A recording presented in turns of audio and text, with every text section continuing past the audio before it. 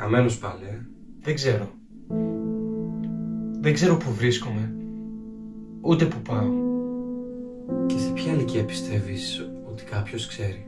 Όλοι δείχνουν να ξέρουν.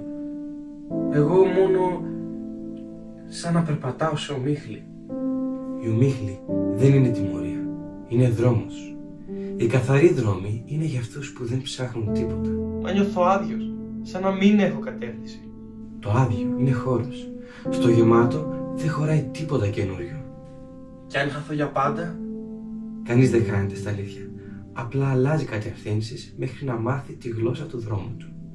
Δηλαδή αυτό που νιώθω είναι φυσιολογικό? Αν δεν ήταν, δεν θα υπήρχε. Εσύ ποιος είσαι?